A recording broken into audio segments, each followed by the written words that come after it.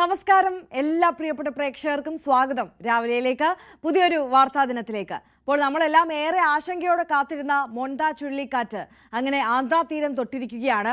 കൃത്യമായ മുന്നൊരുക്കങ്ങൾ സ്വീകരിച്ചതിനാൽ തന്നെ വലിയ ആൾനാശം ഒഴിവായിട്ടുണ്ട്. അതേസമയം തന്നെ 6 പേരുടെ മരണം സ്ഥിരീകരിക്കുന്നു എന്ന റിപ്പോർട്ടുകളും പുറത്തു വരുന്നുണ്ട്. എന്തായാലും ശക്തമായ മഴ ആന്ധ്രയിൽ തുടരുകയാണ്. എന്നാൽ പ്രതീക്ഷിച്ചതുപോലെ ഒഡീഷയിൽ വലിയ നാശനഷ്ടങ്ങളൊന്നും റിപ്പോർട്ട് ചെയ്യുന്നതുമില്ല. ഇനി നമ്മൾ കേരളത്തിലേക്ക് എത്തിയാൽ കേരളത്തിലും ഇന്നും ശക്തമായ മഴ പെയ്യുമെന്നാണ് മുന്നറിയിപ്പ്. തിരുവനന്തപുരം മുതൽ അങ്ങ് തൃശ്ശൂർ വരെ യെല്ലോ അലേർട്ടാണ് പ്രഖ്യാപിച്ചിട്ടുള്ളത്. ശക്തമായ കാറ്റിനും ഇടിമിന്നലിനും സാധ്യതയുണ്ട് എന്ന് പറയുന്നു. അതോടൊപ്പം പ്രേക്ഷകർ ശ്രദ്ധിക്കേണ്ട മറ്റൊരു കാര്യം, ഇന്ന് സ്കൂളുകളിൽ വിദ്യാഭ്യാസ ബന്ദിന് ആഹ്വാനം ചെയ്തിട്ടുണ്ട് UDSFിന്റെ നേതൃത്വത്തിൽ PM സ്ത്രീ പദ്ധതിയിൽ പ്രതിഷേധിച്ചുകൊണ്ട്. അപ്പോൾ അങ്ങനെ ഒരു വിദ്യാഭ്യാസ ബന്ദിന്റെ ആഹ്വാനം കൂടി നിലനിൽക്കുന്ന ഒരു സാഹചര്യമാണ് എന്ന് പറഞ്ഞതേ ഉള്ളൂ.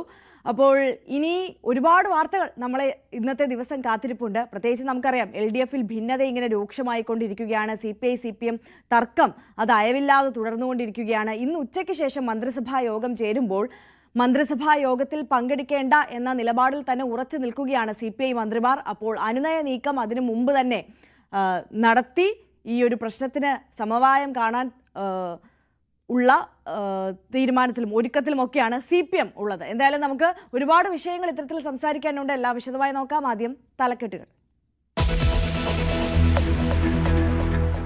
മോൺത ചുഴലിക്കാറ്റിൽ ആന്ധ്രയിൽ 6 പേർ മരിച്ചെന്ന റിപ്പോർട്ട്.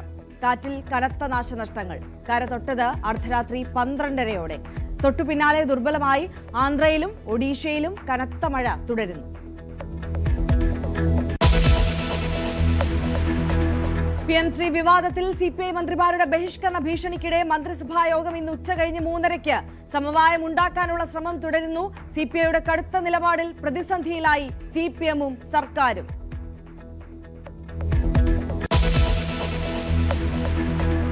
തർക്കങ്ങൾ പറഞ്ഞു തീർക്കാൻ വിളിപ്പിച്ച് KPCCക്ക് അന്ത്യശാസനം നൽകി ഹൈക്കമാൻഡ്. തമ്മിൽ തല്ല് തുടർന്നാൽ വരുന്ന തെരഞ്ഞെടുപ്പുകളിൽ തിരിച്ചടിയുണ്ടാകും. ഭിന്നിച്ച് മാറി നിന്ന് മുന്നോട്ടു പോകാനാകില്ലെന്ന് രാഹുൽ ഗാന്ധി. DCC അധ്യക്ഷന്മാരുടെയും KPCC സെക്രട്ടറിമാരുടെയും പുനഃസംഘടനയിൽ അനിശ്ചിതത്വം തുടരുന്നു.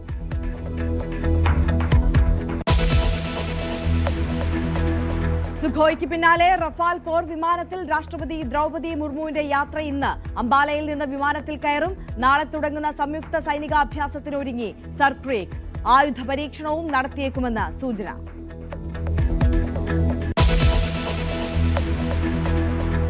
രജനീകാന്ത് വിശ്രമ ജീവിതത്തിലേക്കെന്ന് സൂചന. കമൽഹാസനൊപ്പമുള്ള ചിത്രത്തിന് ശേഷം സിനിമാ ജീവിതം അവസാനിപ്പിക്കുന്നുവെന്ന് റിപ്പോർട്ടുകൾ. താരം ഇപ്പോൾ ജയിലർ 2-ന്റെ സെറ്റിൽ.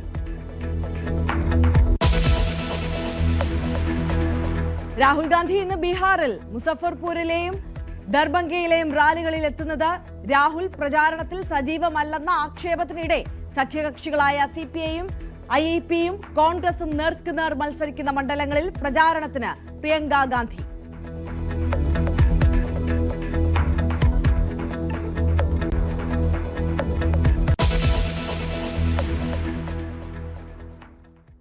നമുക്ക് അപ്പോൾ വിശദമായ ഓരോ വാർത്തകളും പരിശോധിക്കാം. മോൺത ചുഴലിക്കാറ്റ് കനത്ത നാശം വിതച്ച് ആന്ധ്രാ തീരം തൊട്ടു. ആയിരക്കണക്കിന് ആളുകളെ മുൻകൂട്ടി ഒഴിപ്പിച്ചതിനാൽ കനത്ത ആൾനാശമില്ല.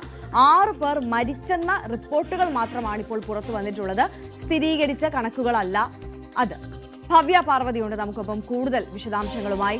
ഭവ്യ, നേരത്തെ സൂചിപ്പിച്ചതുപോലെ തന്നെ അങ്ങനെ ആശങ്കപ്പെട്ടിരുന്ന മോൺത ചുഴലിക്കാറ്റ് തീരം തൊട്ടിരിക്കുകയാണ്. കൃത്യമായ മുന്നൊരുക്കങ്ങൾ ഉണ്ടായിരുന്നതിനാൽ തന്നെ കനത്ത ആൾനാശം ഒഴിവായി എന്നത് വലിയ ആശ്വാസമാണ്. അതോടൊപ്പം പ്രതീക്ഷിച്ചതുപോലെ ഒഡീഷയിൽ വലിയ ആൾനാശവും മറ്റ് നാശനഷ്ടങ്ങളും ഒന്നും റിപ്പോർട്ടും ചെയ്തിട്ടില്ല. അതേസമയം ആന്ധ്രയിൽ കനത്ത മഴ തുടരുകയാണല്ലേ? Arya, good morning. സൂചിപ്പിച്ചതുപോലെ തന്നെ മോൺത വലിയ ആശങ്ക വിധിച്ച് വലിയ നാശം വിധിച്ച് തന്നെയാണ് ആന്ധ്ര തീരത്ത് തൊട്ടത്. പക്ഷേ അപ്പോൾ പോലും ഇപ്പോൾ ലഭിക്കുന്ന ഏറ്റവും പുതിയ ബുള്ളറ്റിൻ അനുസരിച്ച് നിലവിൽ ആശങ്ക ഒഴിയുകയാണ്. മോൺതയുമായി ബന്ധപ്പെട്ട വലിയ ആശങ്ക ഒഴിയുകയാണ് എന്നുള്ള ഏറ്റവും പുതിയ റിപ്പോർട്ടാണ് നമുക്ക് ലഭ്യമാകുന്നത്. മാത്രമല്ല ആന്ധ്രാപ്രദേശിലുള്ള റെഡ് അലേർട്ടുകൾ പിൻവലിച്ചിട്ടുണ്ട്. ഏറ്റവും പ്രധാനമായി അടുത്ത 6 മണിക്കൂറിൽ വീണ്ടും ഈ ചുഴലിക്കാറ്റിന്റെ തീവ്രത കുറയുമെന്നുള്ള റിപ്പോർട്ടാണ് ഏറ്റവും പുതുതായി ലഭ്യമാകുന്നത്. നിലവിൽ മോൻത സാധാരണ ചുഴലിക്കാറ്റായി മാറിക്കഴിഞ്ഞിരിക്കുന്നു. അതിൻ്റെ ശക്തി നല്ല രീതിയിൽ കുറഞ്ഞിരിക്കുന്നു. ഇനി വരുന്ന 6 മണിക്കൂറിൽ വീണ്ടും അതിൻ്റെ ശക്തി കുറഞ്ഞ് വലിയ തരത്തിൽ അതിൻ്റെ തീവ്രത കുറയുമെന്നുള്ള റിപ്പോർട്ടുകൾ ഇപ്പോൾ വരുന്നത്. പക്ഷേ അപ്പോൾ പോലും 6 മരണം, ഈ വലിയ കെടുതിയിൽ 6 മരണം റിപ്പോർട്ട് ചെയ്തു എന്നുള്ള വിവരങ്ങൾ നമുക്ക് ലഭ്യമാകുന്നത് സ്ഥിരീകരിക്കുന്ന വിവരമല്ല. പക്ഷെ അപ്പോൾ പോലും അത്തരത്തിലൊരു സൂചനകൾ ലഭ്യമാകുന്നുണ്ട്. 6 മരണം ഈ ആന്ധ്രാപ്രദേശിൽ ഈ വലിയ ചുഴലിക്കാറ്റിൻ്റെ കെടുതിയിൽ ഉണ്ടായിരിക്കുന്നു എന്നുള്ള വിവരങ്ങളാണ് ലഭ്യമാകുന്നത്. ഏറ്റവും പ്രധാനമായി വലിയ നാശനഷ്ടം തന്നെയാണ് ആന്ധ്രാപ്രദേശിൽ ഉണ്ടായിരിക്കുന്നത്. അപ്പോൾ പോലും എടുത്തു പറയേണ്ട ഒരു കാര്യം എന്തെന്നാൽ കൃത്യമായ മുൻകരുതലുകൾ, മുന്നൊരുക്കങ്ങൾ ആന്ധ്ര സർക്കാരിൻ്റെ ഭാഗത്തു നിന്ന് ഉണ്ടായതുകൊണ്ട് തന്നെയാണ് വലിയൊരു നാശത്തിലേക്ക്, ഒരു തീവ്ര ദുരന്തത്തിലേക്ക് കാര്യങ്ങൾ എത്താതിരുന്നത് എന്ന് വളരെ വ്യക്തമായി നമുക്ക് പറയേണ്ടിയിരിക്കുന്നു. കാരണം അത്രമാത്രം വലിയ മുൻകരുതലുകൾ കേന്ദ്ര കാലാവസ്ഥാ വകുപ്പിൻ്റെ ഭാഗത്തു നിന്ന് ലഭ്യമാകുന്നതിനെ തുടർന്ന് ആന്ധ്ര സർക്കാർ സ്വീകരിച്ചിരുന്നു. ആന്ധ്ര സർക്കാർ മാത്രമല്ല, ആന്ധ്ര, ഒഡീഷ, തമിഴ്നാട് സർക്കാരുകളെല്ലാം സുസജ്ജമായിരുന്നു. അതുകൊണ്ട് തന്നെയാണ് വലിയ രീതിയിലേക്ക്, വലിയ നാശനഷ്ടങ്ങളിലേക്ക് കാര്യങ്ങൾ എത്താതിരുന്നത്. പക്ഷെ അപ്പോൾ പോലും വലിയ കെടുതികൾ സംഭവിച്ചിരിക്കുന്നു ആന്ധ്രയിൽ എന്നുള്ളത് എടുത്തു പറയേണ്ട കാര്യം തന്നെയാണ്. 43,000-ലധികം ഹെക്ടർ കൃഷികൾ പൂർണ്ണമായും നശിച്ചിരിക്കുന്നു എന്നുള്ള വിവരമാണ് ലഭ്യമാകുന്നത്. അതുമാത്രമല്ല, വൈദ്യുതി മേഖലയിൽ 22,000 കോടിയുടെ നഷ്ടം ആന്ധ്രയിൽ ഉണ്ടായിരിക്കുന്നു. സബ് സ്റ്റേഷനുകൾ, ട്രാൻസ്ഫോമറുകൾ എന്നിവ വ്യാപകമായി തകർന്നിരിക്കുകയാണ് ആന്ധ്രയിൽ. അതുമാത്രമല്ല, ഇപ്പോൾ ഇതാ ശ്രീകാകുളം, വിജയനഗരം, വിശാഖപട്ടണം തുടങ്ങിയ ജില്ലയിൽ ഇപ്പോഴും അതിശക്തമായ മഴ തുടരുകയാണ്. റെഡ് അലർട്ടുകൾ പിൻവലിച്ചെങ്കിൽ കൂടി നിയന്ത്രണങ്ങൾ അല്ലെങ്കിൽ മുൻകരുതലുകൾക്ക് അവിടെ യാതൊരു മാറ്റവും സംഭവിച്ചിട്ടില്ല. ആളുകൾ ഈ വീടുകളിൽ നിന്ന് പുറത്തിറങ്ങരുത് എന്ന കർശന നിർദ്ദേശം ഇപ്പോഴും നൽകിയിരിക്കുകയാണ്. ഏറ്റവും പ്രധാനമായി ദുരന്ത നിവാരണ സേനകൾ പൂർണ്ണമായി അവിടെ സജ്ജമാണ്. സൈന്യത്തെ അടക്കം വിന്യസിച്ചുകൊണ്ടുള്ള ഒരു മുന്നൊരുക്കമായിരുന്നു ആന്ധ്ര സർക്കാരിൻ്റെ ഭാഗത്തുനിന്ന് ഉണ്ടായിരുന്നത്. ഇപ്പോൾ ഇതാ 20 ട്രെയിനുകൾ വിശാഖപട്ടണത്തിൽ നിന്ന് റദ്ദാക്കിയിരിക്കുന്നു. പൂർണ്ണമായും ആന്ധ്രയിൽ 20 ട്രെയിനുകൾ റദ്ദാക്കിയിരിക്കുന്നു. വിശാഖപട്ടണത്തിൽ നിന്ന് പുറപ്പെടേണ്ട 32 വിമാനങ്ങളും വിജയവാഡയിൽ നിന്നുള്ള 16 വിമാനങ്ങളും റദ്ദാക്കി എന്നുള്ള ഏറ്റവും പുതിയ വിവരമാണ് ഇപ്പോൾ ലഭ്യമാകുന്നത്. അപ്പോൾ പോലും ഒഡീഷയിൽ ഈ മോൻത ചുഴലിക്കാറ്റ് വലിയ തരത്തിൽ നാശം വിതച്ചിട്ടില്ല, അല്ലെങ്കിൽ വലിയ തരത്തിൽ ഒഡീഷയെ അത് ബാധിച്ചിട്ടില്ല എന്നുള്ള റിപ്പോർട്ടുകളാണ് വരുന്നത്.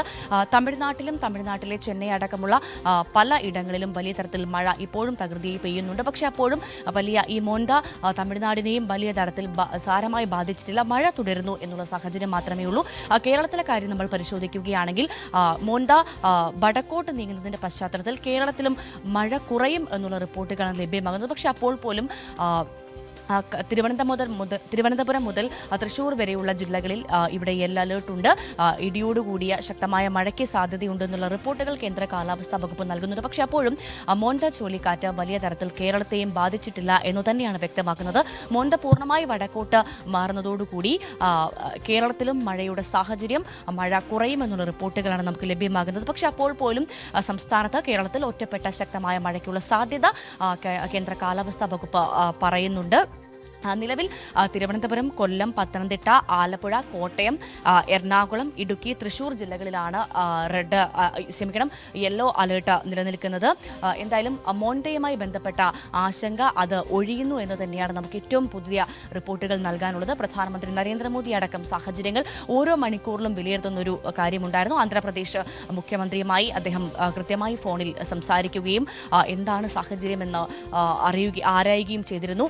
ഏതൊരു അടിയന്തര സാഹചര്യം ഉണ്ടായാലും അത് നേരിടാൻ വേണ്ടിയുള്ള എല്ലാ തയ്യാറെടുപ്പുകളും എടുക്കണമെന്നും പ്രധാനമന്ത്രിയുടെ ഓഫീസ് അടക്കം നേരത്തെ തന്നെ ആന്ധ്ര സർക്കാരിന് നിർദ്ദേശം നൽകിയിരുന്നു. അതുമായി ബന്ധപ്പെട്ട് തന്നെ കൃത്യമായ മുന്നൊരുക്കങ്ങൾ ആന്ധ്ര സർക്കാരിന്റെ ഭാഗത്തുനിന്ന് ഉണ്ടായിരുന്നു. അത് തന്നെയാണ് വലിയൊരു കെടുതിയിലേക്ക്, വലിയൊരു നാശനഷ്ടങ്ങളിലേക്ക് കാര്യങ്ങൾ കൊണ്ടെത്തിക്കാഞ്ഞത് എന്ന കാര്യത്തിൽ സംശയമില്ല. ഏറ്റവും പ്രധാനമായി നമ്മൾ നോക്കുകയാണെങ്കിൽ ആന്ധ്രയിൽ എടുത്ത മുൻകരുതലുകൾ ഒന്ന് എന്ന് പറയുന്നത് വീടിന് പുറത്തിറങ്ങരുത് എന്നുള്ള നിർദ്ദേശം കർശനമായി അവിടെ നിലനിൽക്കുന്നു. ആ മുന്നറിയിപ്പ് ഇപ്പോഴും ആന്ധ്രയിൽ നിലനിൽക്കുന്നുണ്ട്. അത് മാത്രമല്ല, നേരത്തെ തന്നെ ഈ മോൻത ചുഴലിക്കാറ്റ് വരുന്നു എന്ന റിപ്പോർട്ടുകൾ ലഭ്യമായ ഉടനെ തന്നെ കൃത്യമായി കടകളിൽ നിന്ന് ആളുകളെ, അതായത് ഈ ബീച്ചിനും മറ്റ് വിനോദസഞ്ചാര കേന്ദ്രങ്ങളിൽ നിന്ന്, ബീച്ച് സൈഡിൽ നിന്ന്, ഫുട്പാത്തുകളിൽ നിന്ന് ആളുകളെ കൃത്യമായി ഒഴിപ്പിച്ചിരുന്നു. അത്തരത്തിലുള്ള വിനോദസഞ്ചാര കേന്ദ്രങ്ങളിലേക്ക് ആളുകൾക്ക് വരുന്നതിനുള്ള വിലക്ക് അവിടെ ഉണ്ടായിരുന്നു. പിന്നെ ദുരന്ത നിവാരണ സേനയെ കൃത്യമായി വിന്യസിച്ചു. ഗർഭിണികളെ അടക്കം ആശുപത്രികളിലേക്ക്, ഗർഭിണികളെ വയോധികരെ അടക്കം ആശുപത്രികളിലേക്ക് മാറ്റാനുള്ള മുന്നൊരുക്കങ്ങൾ നേരത്തെ നടത്തി. അങ്ങനെ താഴെ തട്ടിൽ നിന്ന് പോലുമുള്ള ഏറ്റവും പ്രധാനപ്പെട്ട ക്രമീകരണങ്ങൾ ആന്ധ്ര സർക്കാർ വളരെ കൃത്യമായി ചെയ്തു എന്നത് എടുത്തു പറയേണ്ട ഒരു കാര്യം തന്നെയാണ്. നിലവിൽ എന്തായാലും ആ മുന്നൊരുക്കങ്ങൾ കൊണ്ട് തന്നെ വലിയ തരത്തിലുള്ള ദുരന്തങ്ങളിലേക്ക് കാര്യങ്ങൾ അവസാനിച്ചില്ല. ഇപ്പോഴിതാ വരുന്ന ഏറ്റവും പുതിയ ബുള്ളറ്റിൻ അനുസരിച്ച് മോന്തയുടെ ആശങ്ക ഒഴിയുകയാണ്. നിലവിൽ ഓറഞ്ച് അലർട്ട് മാത്രമാണ് ആന്ധ്രാപ്രദേശിൽ ഉള്ളത്.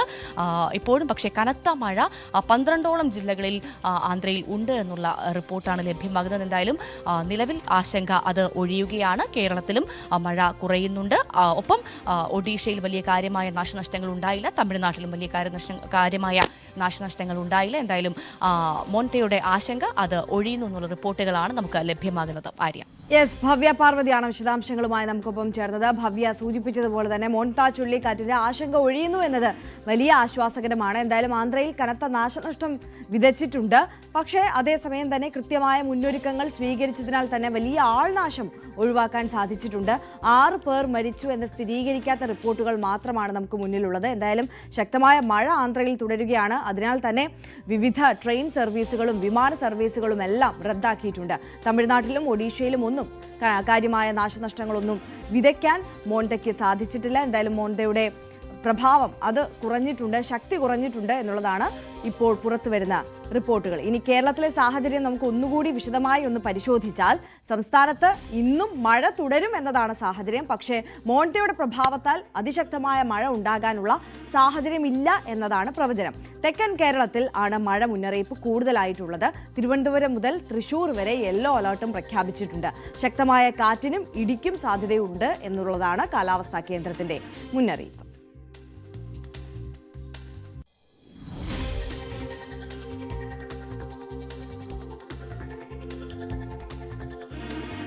ഭവ്യ പാർവതി കൂടുതൽ വിവരങ്ങളുമായി നമുക്കൊപ്പം ചേരുകയാണ്. ഭവ്യ, നമ്മൾ കേരളത്തിലെ സാഹചര്യം മുമ്പേ ഒന്ന് സൂചിപ്പിച്ചു പോയതാണ്.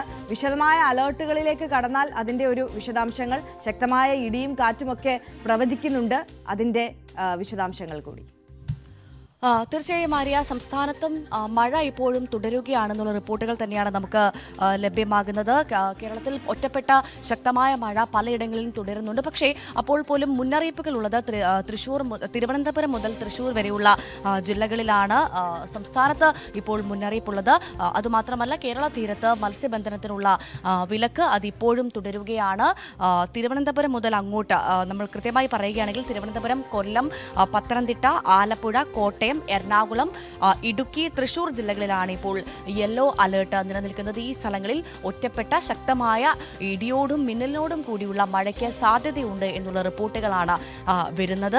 അതുകൊണ്ട് തന്നെ ജാഗ്രത പാലിക്കണമെന്ന് കേന്ദ്ര കാലാവസ്ഥാ വകുപ്പ് വളരെ കൃത്യമായി മുന്നറിയിപ്പുകൾ നൽകുന്നു. അത് മാത്രമല്ല, പലയിടങ്ങളിലും നമ്മൾ ഇന്നലെ അടക്കം കണ്ടതാണ്, ദേശീയപാത 66 വലിയ തരത്തിലുള്ള മണ്ണിടിച്ചിലുകൾ ഉണ്ടാകുന്നു. അടിമാലിയിൽ പലയിടങ്ങളിലും മണ്ണിടിച്ചിൽ ഉണ്ടാകുന്നു. അത്തരത്തിൽ ഇടുക്കി പോലുള്ള സ്ഥലങ്ങളിൽ അതിശക്തമായ മഴയ്ക്ക് സാധ്യതയുണ്ട്. വൃഷ്ടിപ്രദേശങ്ങൾ അടക്കം മഴയുണ്ടാകുന്നുള്ള റിപ്പോർട്ടുകൾ നമുക്ക് ലഭ്യമാകുന്നുണ്ട്. അപ്പോൾ മണ്ണിടിച്ചിലിനുള്ള സാധ്യത പറയുന്നുണ്ട്. ഏറ്റവും പ്രധാനമായി കാലാവസ്ഥാ വകുപ്പ് നൽകുന്ന റിപ്പോർട്ട് അനുസരിച്ച്, അധികൃതർ നൽകുന്ന മുന്നറിയിപ്പ് അനുസരിച്ച് ഈ രാത്രികാല യാത്രകളൊക്കെ വളരെ കുറയ്ക്കുന്നത് നന്നാകുമെന്നുള്ള റിപ്പോർട്ടുകൾ അവരുടെ ഭാഗത്ത് നിന്ന് മുന്നറിയിപ്പുകൾ ലഭ്യമാകുന്നുണ്ട്.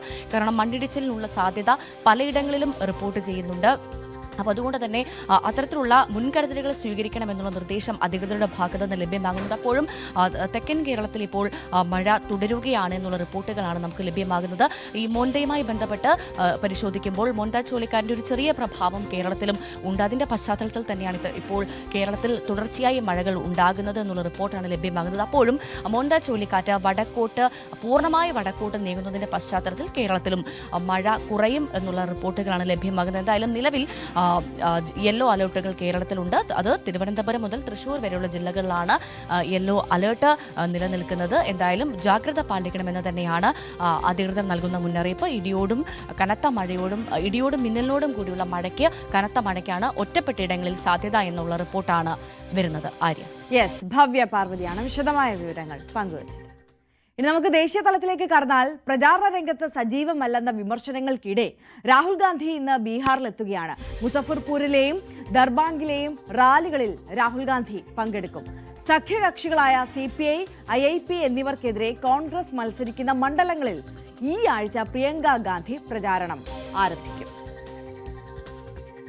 ആർ രാഗേഷ് കൂടുതൽ വിവരങ്ങളുമായി നമുക്കൊപ്പം ചേരുകയാണ്. നമുക്കറിയാം തേജസ്വിയും രാഹുൽ ഗാന്ധിയും ഒരേ വേദിയിൽ പ്രചാരണ വേദിയിൽ എന്തുകൊണ്ട് എത്തുന്നില്ല എന്നുള്ള വലിയ ചോദ്യങ്ങളൊക്കെ നിലനിന്നിരുന്നു. ആ വിമർശനങ്ങൾക്കിടെയും ആക്ഷേപങ്ങൾക്കിടെയും ഒക്കെ എന്തായാലും അല്പം ഒന്ന് വൈകിയാണെങ്കിലും രാഹുൽ ഗാന്ധി പ്രചാരണത്തിൽ സജീവമാകാൻ ഒരുങ്ങുകയാണ്. അപ്പോൾ ഇന്ന് രാഹുൽ ഗാന്ധി പങ്കെടുക്കുന്ന 2 റാലികളാണ് ഉള്ളത്. ഒന്ന് മുസഫർപൂരിലെ റാലി, മറ്റൊന്ന് ദർബാംഗിലെയും റാലിയാണ്. അപ്പോൾ ഈ 2 റാലികളിലും രാഹുൽ ഗാന്ധി പങ്കെടുക്കുന്നുണ്ട്. അതേസമയം മഹാസഖ്യം നേരിടുന്ന മറ്റൊരു വെല്ലുവിളി എന്ന് പറയുന്നത് ഒരു സഖ്യകക്ഷികളായവർ തന്നെ പരസ്പരം ഏറ്റുമുട്ടുന്നുണ്ട് ചില മണ്ഡലങ്ങളിൽ എന്നുള്ളതാണ്. അപ്പോൾ CPI, IIP എന്നിവർ നേർക്കുനേർ വരുന്ന അല്ലെങ്കിൽ കോൺഗ്രസിനെതിരെ മത്സരിക്കുന്ന മണ്ഡലങ്ങളിൽ പ്രിയങ്ക ഗാന്ധിയാണ് പ്രചാരണത്തിനായി എത്തുന്നത്. ഈ ആഴ്ച എത്തും എന്നുള്ളതാണ് നമുക്ക് മുന്നിലുള്ള റിപ്പോർട്ടുകൾ. ആർ രാഗേഷ് നമുക്കൊപ്പം ചേരുകയാണ്. Ragesh, good morning. എന്തായാലും ഇപ്പോൾ സൂചിപ്പിച്ചതുപോലെ തന്നെ രാഹുൽ ഗാന്ധി എന്തേ എത്തുന്നില്ല എന്ന ചോദ്യങ്ങൾക്കിടയിൽ എന്തായാലും ഒരല്പം വൈകിയാണെങ്കിലും രാഹുൽ ഗാന്ധി എത്തുകയാണ്. തേജസ്വിയും രാഹുലും ഒരുമിച്ച് പ്രചാരണ വേദികളിൽ ഇന്ന് കാണാൻ സാധിക്കും എന്നുള്ളതാണ്. അതിനിടെ ഇന്നലെ നമുക്കറിയാം പ്രകടന പത്രികയൊക്കെ പുറത്തിറക്കിയിരുന്നു മഹാസഖ്യം. കണ്ണഞ്ചിപ്പിക്കുന്ന ഒരുപാട് വാഗ്ദാനങ്ങളൊക്കെ അതിലുണ്ടായിരുന്നു. അതിന്റെ അടക്കം വിശദാംശങ്ങൾ. ആര്യ, പ്രചാരണം ആദ്യം തുടങ്ങിയത് ഇത്തവണ രാഹുൽ ഗാന്ധി ആയിരുന്നു. വോട്ടവകാശ യാത്രയിലൂടെ ആ യാത്ര സംസ്ഥാനത്തെ പല ജില്ലകളിലൂടെയും സഞ്ചരിച്ചു. അങ്ങനെ പ്രചാരണത്തിന് ഒരു വേഗം ഇന്ത്യ സഖ്യത്തിന് ആദ്യം കൈവന്നിരുന്നു. പക്ഷേ സ്ഥാനാർത്ഥി നിർണയം, സീറ്റ് നിർണയം ഒക്കെ തന്നെ ഇന്ത്യ സഖ്യത്തെ പിന്നോട്ടടിപ്പിക്കുന്നതാണ് ബീഹാറിൽ കണ്ടത്. NDAയിൽ കാര്യമായ പൊട്ടിത്തെറിയില്ലാതെ അവർക്ക് സീറ്റ് നിർണയം പൂർത്തിയാക്കാൻ കഴിഞ്ഞെങ്കിൽ ഇന്ത്യ സഖ്യത്തിലേക്ക് വരുമ്പോൾ സഖ്യകക്ഷികൾ തന്നെ നേർക്കുനേർ വരുന്ന സാഹചര്യമുണ്ട്. മാത്രവുമല്ല, രാഹുൽ ഗാന്ധി ആകട്ടെ വോട്ടവകാശ യാത്രയ്ക്ക് ശേഷം സംസ്ഥാനത്ത് പ്രചാരണത്തിനായി എത്തുകയും ചെയ്തില്ല. കാരണം സെപ്റ്റംബർ ആദ്യ വാരമാണ് വോട്ടവകാശ യാത്ര പട്നയിൽ സമാപിക്കുന്നത്.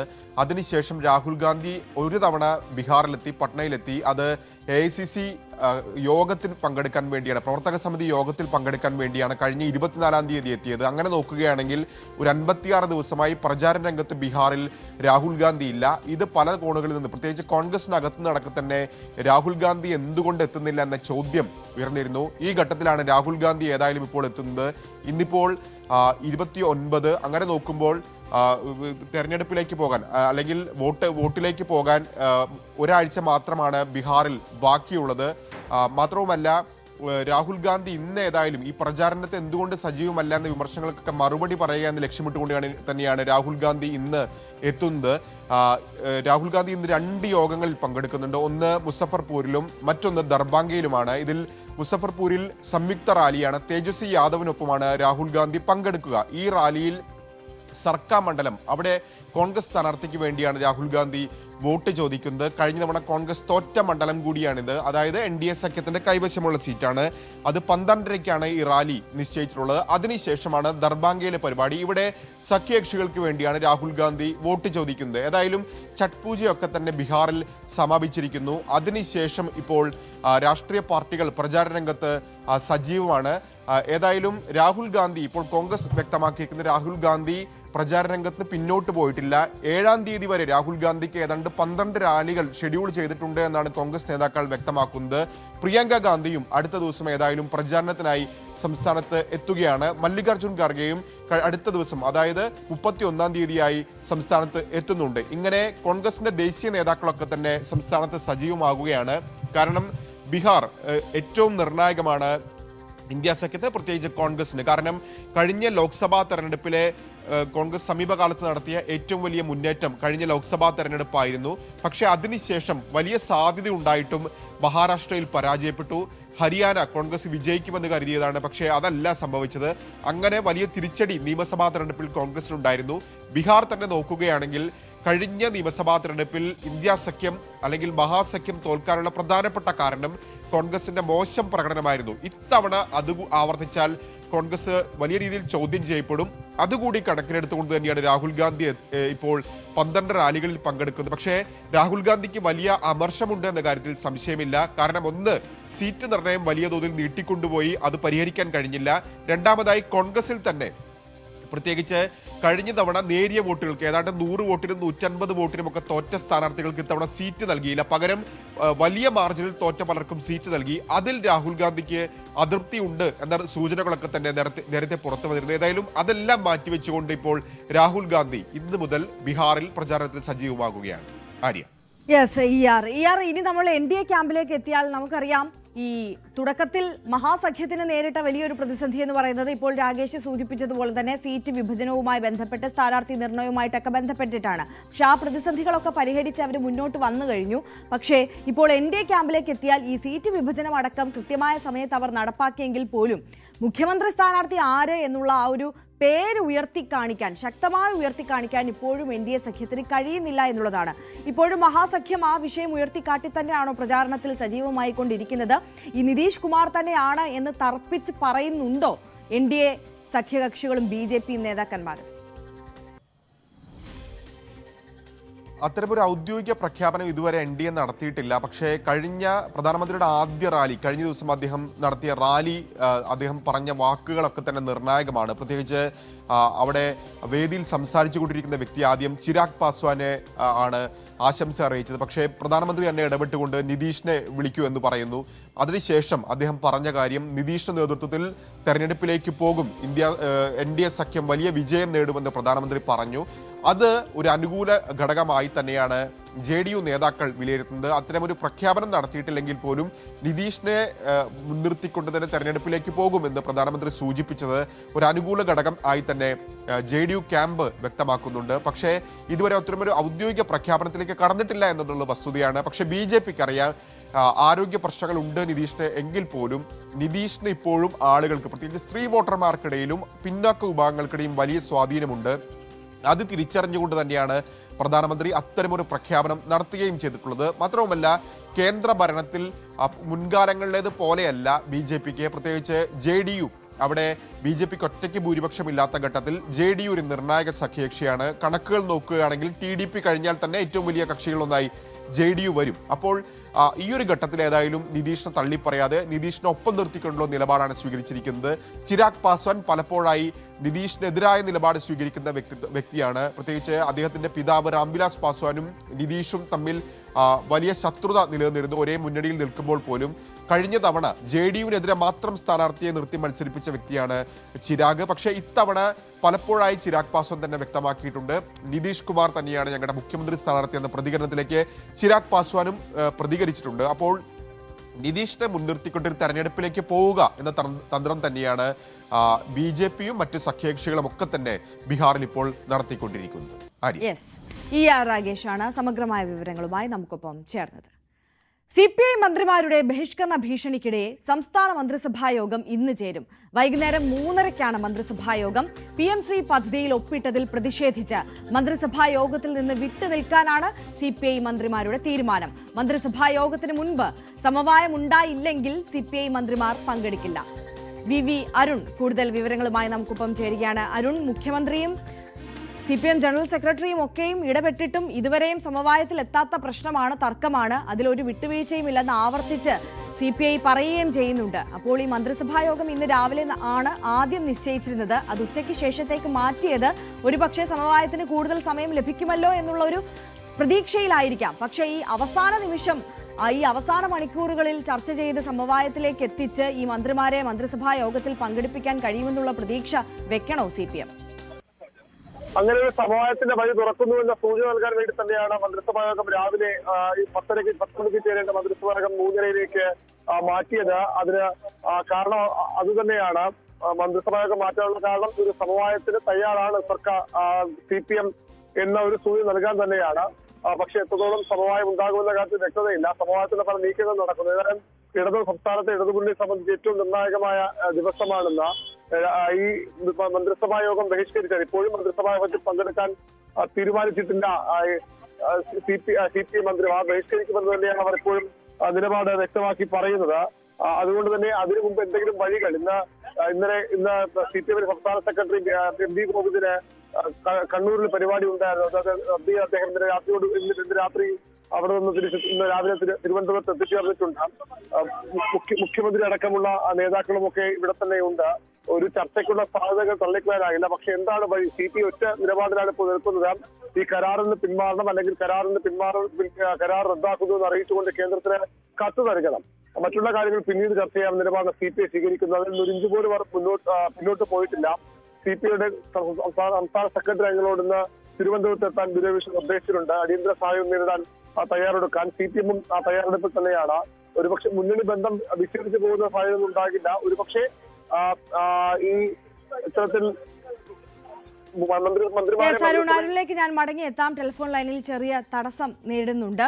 എന്തായാലും സമവായ നീക്കത്തിന് സമയം കാണുക തന്നെയാണ് CPMന്റെ ലക്ഷ്യം. അതുകൊണ്ടാണ് ഇന്ന് രാവിലെ 10:30 നിശ്ചയിച്ചിരുന്ന മന്ത്രിസഭാ യോഗം ഉച്ചകഴിഞ്ഞ് 3:30 മാറ്റിയത്. ഈ അവസാന മണിക്കൂറിനുള്ളിൽ ഈ പ്രശ്നം സംസാരിച്ച് പരിഹരിച്ച് CPI മന്ത്രിമാരെ മന്ത്രിസഭാ യോഗത്തിൽ പങ്കെടുപ്പിക്കാൻ കഴിയുമെന്നുള്ള പ്രതീക്ഷ ഇപ്പോഴും CPM മുന്നോട്ട് വെക്കുന്നുണ്ട്. അതേസമയം കടുത്ത നിലപാടിൽ തന്നെയാണ് CPI ഉള്ളത്. ഒരു തരത്തിലും ഈ PM-ശ്രീ പദ്ധതി റദ്ദാക്കുന്നതിലൂടെ അല്ലാതെ ഒരു സമവായത്തിനും ഇല്ല എന്നുള്ള ഉറച്ച തീരുമാനത്തിൽ CPI നിൽക്കുകയാണ്. അതുകൊണ്ട് തന്നെ ഇന്ന് നടക്കുന്ന മന്ത്രിസഭാ യോഗത്തിൽ പങ്കെടുക്കില്ല CPI മന്ത്രിമാർ എന്നുള്ള ഉറച്ച തീരുമാനത്തിൽ നിൽക്കുകയാണ്. ആ തീരുമാനത്തിൽ നിന്ന് അവരെ പിന്നോട്ട് വലിക്കാനും കൂടുതൽ വിശ്വാസത്തിലെടുക്കാനും CPMന് കഴിയുമോ എന്നുള്ളതാണ് ഇനി കണ്ടറിയേണ്ടത്. LDFനെ സംബന്ധിച്ച് ഏറെ നിർണായകമായ മണിക്കൂറുകളാണ് ഇന്നത്തെ ദിവസം അവർക്ക് മുന്നിലുള്ളത് എന്ന് എടുത്തു പറയേണ്ടതുണ്ട്. VV അരുൺ നമുക്കൊപ്പം തുടരുന്നുണ്ട് എന്നാണ് മനസ്സിലാക്കുന്നത്. അരുൺ, കേൾക്കാമെങ്കിൽ തുടരാം.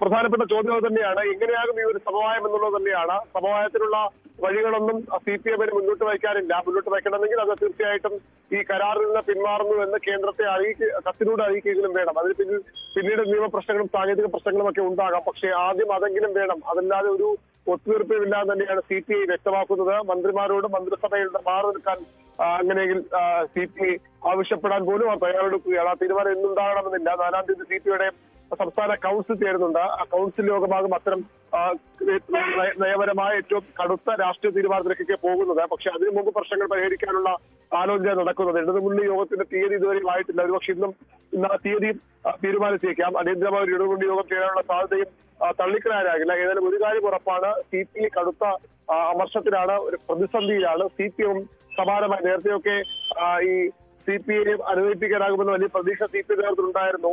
പക്ഷെ ഇപ്പോൾ ആ പ്രതീക്ഷകൾ മങ്ങുകയാണ്. ഇന്നത്തെ മന്ത്രിസഭാ യോഗത്തിൽ നിന്നും CPI വിട്ടുനിന്നാൽ കാര്യങ്ങൾ കുറച്ചുകൂടി മോശമാകും. പ്രത്യേകിച്ച് മുഖ്യമന്ത്രി പിണറായി വിജയന്റെ കത്ത് CPI മന്ത്രിമാർ കഴിഞ്ഞ മന്ത്രിസഭാ യോഗത്തിൽ പോലും ചർച്ച ചെയ്യാതെ മാറ്റിവെച്ച തീരുമാനം PM-ശ്രീയിൽ ഒപ്പിട്ടത് അത് മുന്നണി മര്യാദകളുടെ ലംഘനമാണ്. മന്ത്രിസഭയെ വിശ്വാസത്തിലെടുക്കാത്ത നടപടിയാണ്. അതുമായി യോജിക്കാൻ കഴിയുന്ന കത്ത് നൽകിയിരുന്നു. ആ കത്ത് വളരെ നിർണായകമാണ്. കാരണം മന്ത്രിസഭയിലെ 4 മന്ത്രിമാരാണ് മന്ത്രിസഭാ തീരുമാനത്തെ മറികടന്നുകൊണ്ട് സർക്കാർ മുന്നോട്ട് പോയെന്ന് അതീവ ഗുരുതരമായ ആരോപണം ഉന്നയിച്ചിട്ടുള്ളത്. ചില അഭ്യൂഹങ്ങളൊക്കെ ഇന്നലെ രാത്രി മുതൽ പരക്കുന്നത് CPI ആശങ്കപ്പെടുത്തുന്നതുമായ അഭ്യൂഹങ്ങളും പരന്നിരുന്നു. CPI ഇന്നത്തെ മന്ത്രിസഭായോഗത്തിൽ വിട്ടുനിന്നാൽ CPM മറ്റൊന്നും നോക്കാതെ ഈ മന്ത്രിസഭാ യോഗത്തിന് അനുമതിയില്ലാതെയാണ് ഇപ്പോൾ കരാറിൽ ഒപ്പിട്ടതെങ്കിൽ പോലും അതിന് മന്ത്രിസഭാ യോഗത്തിന്റെ റെക്ടിഫിക്കേഷൻ ആവശ്യമാണ്, അംഗീകാരം ആവശ്യമാണ്. അതിനുള്ള നീക്കം പോലും ഇന്ന് ഉണ്ടായിരിക്കുന്ന ചില സൂചനകളൊക്കെ ഒരു ഘട്ടത്തിൽ പുറത്തു വന്നു. പക്ഷേ CPM അത്ര ഒരു കടുത്ത നടപടിക്ക് പോകില്ല എന്ന് കരുതുന്നവരാണ് CPMലും കൂടുതലുള്ളത്. അങ്ങനെ വന്നാൽ പൂർണ്ണമായും മുന്നണി ബന്ധം വഷളാവുന്ന നിലയിൽ കാര്യങ്ങൾ എത്തും. CPI ഒന്നുകൂടി പ്രകോപിപ്പിക്കുന്ന ഒന്നായി മാറും. ഒരുപക്ഷെ 4-ാം തീയതി വരെ കാത്തിരിക്കാതെ അവർ ഈ മന്ത്രിമാരെ പിൻവലിക്കുന്ന അടക്കമുള്ള നടപടികളിലേക്ക് പോകാനും സാധ്യതയുണ്ട്. അത്തരമൊരു നീക്കം ഉണ്ടാകില്ല എന്ന് തന്നെയാണ് ഇപ്പോൾ CPM കേന്ദ്രങ്ങൾ സൂചിപ്പിക്കുന്നത്. ഏതായാലും വളരെ നിർണായകമായ രാഷ്ട്രീയ മണിക്കൂറുകളിലൂടെയാണ് ഇടത് രാഷ്ട്രീയത്തിലെ ഏറ്റവും നിർണായകമായ മണിക്കൂറുകളാണ് വരാനിരിക്കുന്നത്. സമവായ ചർച്ചകൾക്ക് മാത്രമാണോ CPM തയ്യാറെടുക്കുക? മുഖ്യമന്ത്രിക്ക് അടുത്ത അതൃപ്തിയുണ്ട്. അദ്ദേഹം നേരിട്ട് ചർച്ച ചെയ്തിട്ടും മന്ത്രിമാർ വഴങ്ങാത്തതിനും അപ്പുറത്തേക്ക് ഒരു കത്ത് നൽകും. ആ കത്ത് പിന്നീട് ഒരു നിയമപ്രശ്നമായി കൂടി മാറാൻ സാധ്യതയുള്ള കത്താണ്. ആ കത്തിലൊക്കെ മുഖ്യമന്ത്രിക്ക് അടുത്ത അതൃപ്തിയുണ്ട്. പക്ഷേ അതൃപ്തി ഉണ്ടെങ്കിലും ഏത് വിധേനയും പ്രശ്നം പരിഹരിക്കാനുള്ള ശ്രമങ്ങൾ വേണമെന്ന് CPI നേതൃത്വം ആഗ്രഹിക്കുന്നു. CPIMന്റെ ജനറൽ സെക്രട്ടറി MA ബേബി നേരിട്ട് ഇന്നലെ ബിനോയ് കണ്ട് കാര്യങ്ങൾ ബോധ്യപ്പെടുത്തി. പക്ഷേ മുഖ്യമന്ത്രി കൊടുത്ത ഉറപ്പുകൾക്ക് വാഗ്ദാനങ്ങൾക്ക് അപ്പുറത്തേക്ക് ഒന്നും കൊടുക്കാൻ ബേബിക്കും ഉണ്ടായിരുന്നില്ല. അതുകൊണ്ട് തന്നെ അതിനുശേഷമാണ് CPIയുടെ ഓൺലൈൻ സെക്രട്ടേറിയറ്റ് യോഗം ചേരുകയും നിലപാടിൽ ഉറച്ചു നിൽക്കാൻ തീരുമാനമെടുക്കുകയും ചെയ്തത്. ഏതായാലും അത്തരത്തിൽ പല തലത്തിൽ സമവായ നീക്കങ്ങൾ നടക്കുന്നുണ്ട്. പക്ഷേ ഒരു കൃത്യമായ ഒരു മറുപടി അത് ഈ കരാറിൽ നിന്ന് പിന്മാറണമെന്ന് അറിയിച്ചു, പിന്മാറാനുള്ള സന്നദ്ധത അറിയിച്ചുകൊണ്ട് കേന്ദ്രത്തിന് കത്ത് നൽകുകയോ ചെയ്യുകയെങ്കിലും ചെയ്യാതെ ഈ പ്രതിസന്ധികൾ അവസാനിക്കില്ല. ഈ നിലപാടിൽ നിന്ന് CPI പിന്നോട്ട് പോകില്ല. അവർക്ക് അങ്ങനെ പിന്നോട്ട് പോകാൻ കഴിയാത്തൊരു രാഷ്ട്രീയ സാഹചര്യം കൂടിയാണ് ഉരുത്തിരിഞ്ഞിട്ടുള്ളത്. ഏതായാലും 45 വർഷം നീണ്ട സംസ്ഥാനത്തെ ജനാധിപത്യ മുന്നണിയുടെ ചരിത്രത്തിൽ ഇടതുപക്ഷ ജനാധിപത്യ മുന്നണിയുടെ ചരിത്രത്തിൽ ഏറ്റവും വലിയ പ്രതിസന്ധി ഘട്ടത്തിലൂടെയാണ് മുന്നണി കടന്നുപോകുന്നത്. അതും മൂന്നാം തുടർഭരണമെന്ന ഉറപ്പുമായി മുന്നോട്ട് പോകുമ്പോൾ ദിവസങ്ങൾക്കപ്പുറം തദ്ദേശ തെരഞ്ഞെടുപ്പിന്റെ വിജ്ഞാപനം വരാനിരിക്കുമ്പോൾ അസാധാരണമായ രാഷ്ട്രീയ പ്രതിസന്ധിയിലാണ് സംസ്ഥാനത്തെ ഇടതുമുന്നണി രാഷ്ട്രീയം.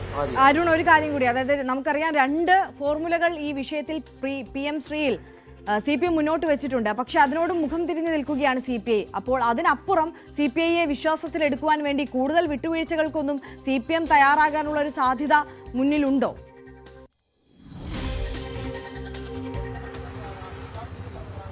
മറ്റു വഴികൾ CPM-നുമില്ല.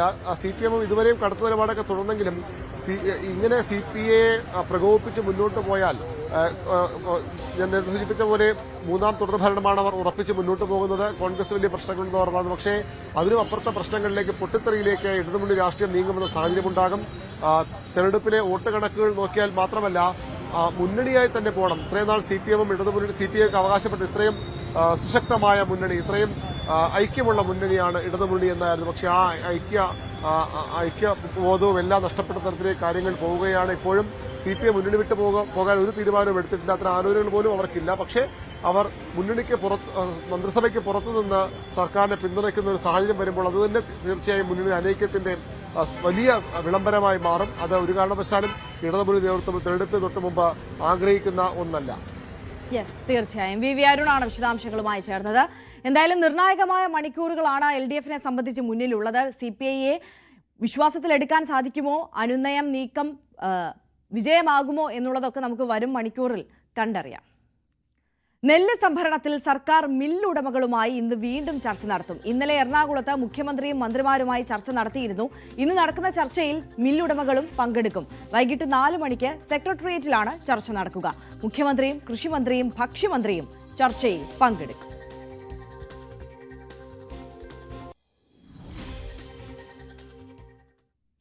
ഒയാസിസിനെതിരെ പ്രമേയം പാസാക്കാൻ പാലക്കാട് ഏലപ്പുള്ളി പഞ്ചായത്ത് ഭരണസമിതിയുടെ പ്രത്യേക യോഗം ഇന്ന് ചേരും. ഇന്നലെ CPM പ്രതിഷേധത്തെ തുടർന്ന് അജണ്ട പാസാക്കാൻ സാധിച്ചിരുന്നില്ല. ഇന്ന് ഉച്ചയ്ക്ക് ഒറ്റ അജണ്ടയോടെയാണ് അടിയന്തര യോഗം ചേരുന്നത്. ഇന്നലെ യോഗം തടസ്സപ്പെടുത്തിയതിൽ ഏലപ്പുള്ളി പഞ്ചായത്ത് സെക്രട്ടറി കസബ പോലീസിൽ പരാതി നൽകി.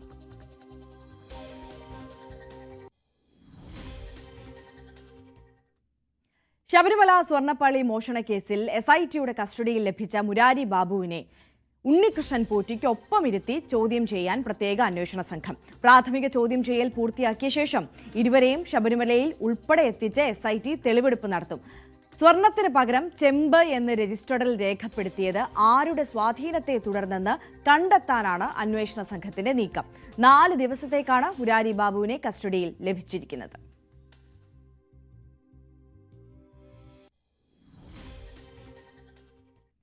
കൂടുതൽ വാർത്തകൾ നോക്കാം ഒരു ചെറിയ ഇടവേളയ്ക്ക് ശേഷം. വാർത്തകളിലേക്ക്. മഞ്ഞുരുകലിന് ഡൽഹിക്ക് വിളിപ്പിച്ച സംസ്ഥാന കോൺഗ്രസ് നേതൃത്വത്തിന് ഹൈക്കമാൻഡിന്റെ അന്ത്യശാസനം. അനൈക്യം തുടർന്നാൽ തദ്ദേശ നിയമസഭാ തെരഞ്ഞെടുപ്പുകളിൽ തിരിച്ചടി നേരിടേണ്ടി വരുമെന്നും ഭിന്നിച്ച് മാറി നിന്നുകൊണ്ട് മുന്നോട്ട് പോകാനാകില്ലെന്നും രാഹുൽ ഗാന്ധി മുന്നറിയിപ്പ് നൽകി. അതേസമയം DCC അധ്യക്ഷന്മാരുടെയും PCC സെക്രട്ടറിമാരുടെയും പുനഃസംഘടനയുടെ കാര്യത്തിൽ അനിശ്ചിതത്വം തുടരുകയാണ്. സംസ്ഥാന കോൺഗ്രസിൽ പുകയുന്ന നേതൃത്വത്തിനിടയിലെ അമർഷം ഒടുവിൽ ഹൈക്കമാൻഡിന് മുമ്പിൽ പരസ്യമായ തുറന്നു പറച്ചിലായി. KPCCയുടെ ആദ്യഘട്ട പുനഃസംഘടനാ പട്ടിക പുറത്തു വന്നിട്ടും പുതിയ ഭാരവാഹികളെ ഉൾപ്പെടുത്തിക്കൊണ്ട് നേതൃയോഗം കൂടാൻ കഴിയാത്തതിൽ അധ്യക്ഷൻ സണ്ണി ജോസഫും വർക്കിംഗ് പ്രസിഡന്റുമാരും അതൃപ്തി പരസ്യമാക്കി. കേരളത്തിന്റെ ചുമതലയുള്ള AICC ജനറൽ സെക്രട്ടറി ദീപാദാസ് മുൻഷിയും നേതൃയോഗം മാറ്റിവെക്കാൻ ഇടയായതിൽ അമർഷം പ്രകടിപ്പിച്ചതായാണ് സൂചന. KPCCയുടെ പ്രവർത്തനങ്ങൾ സംബന്ധിച്ച് തന്നോട് കൂടിയാലോചനകൾ നടക്കുന്നില്ലെന്ന് പ്രതിപക്ഷ നേതാവ് VD സതീശൻ തുറന്നടിച്ചു. സംസ്ഥാനത്ത് പാർട്ടിയെ നിയന്ത്രിക്കുന്നത് KPCC അധ്യക്ഷനല്ലെന്നും വർക്കിംഗ് പ്രസിഡന്റുമാർ പാർട്ടിയെ ഹൈജാക്ക് ചെയ്തതായും സതീശൻ നേതൃത്വത്തെ നിലപാടറിയിച്ചതായാണ് വിവരം. അതേസമയം K. സുധാകരൻ KPCC അധ്യക്ഷനായിരുന്നപ്പോൾ ഉണ്ടായിരുന്ന നിസ്സഹകരണം സണ്ണി ജോസഫിനോടും പ്രതിപക്ഷ നേതാവ് തുടരുകയാണെന്ന് നേതാക്കളിൽ ചിലർ ഹൈക്കമാൻഡിനെ അറിയിച്ചു. മല്ലികാർജ്ജുന ഖാർഗെയുമായും രാഹുൽ ഗാന്ധിയുമായും പ്രത്യേകം ചർച്ച നടത്തിയ ശശി തരൂരും ഐക്യം കൂടാതെയുള്ള സംസ്ഥാന നേതൃത്വത്തിന്റെ നീക്കങ്ങളിൽ വിയോജിപ്പ് പരസ്യമാക്കി. അതേസമയം DCC അധ്യക്ഷന്മാരുടെയും KPCC സെക്രട്ടറിമാരുടെയും പുനഃസംഘടനാ പട്ടിക തദ്ദേശ തെരഞ്ഞെടുപ്പിന് മുമ്പ് പ്രഖ്യാപിക്കാനാകുമോ എന്നതിൽ ഇപ്പോഴും അനിശ്ചിതത്വം തുടരുകയാണ്. Dan Kurian, news 18, Thiruvananthapuram. രജനീകാന്ത് അഭിനയ ജീവിതം നിർത്തുന്നതായി സൂചന. കമൽഹാസനൊപ്പമുള്ള ചിത്രത്തിന് ശേഷം സിനിമാ ജീവിതം അവസാനിപ്പിക്കുന്നു എന്നാണ് വിവരം. നിലവിൽ ജയിലർ 2 ചിത്രീകരണ തിരക്കിലാണ് താരം. അതിന് പിന്നാലെ സംവിധായകൻ സുന്ദർ സിക്കൊപ്പമുള്ള ചിത്രത്തിന് ശേഷമാണ് കമലിനൊപ്പം എത്തുന്നത്. MS ഹരികൃഷ്ണൻ കൂടുതൽ വിവരങ്ങളുമായി നമുക്കൊപ്പം ചേരുകയാണ്. Hari, good morning. ആരാധകരെ സംബന്ധിച്ച് നെഞ്ച് തകർക്കുന്ന വാർത്തയാണ്. ഇത്തരത്തിലൊരു വാർത്ത പുറത്തേക്ക് വരുമ്പോൾ, അല്ലെങ്കിൽ ഒരു സൂചന പുറത്തേക്ക് വരുമ്പോൾ അതിന് പിന്നിൽ ഉള്ള കാരണങ്ങൾ എന്തൊക്കെയാണ് ഹരി?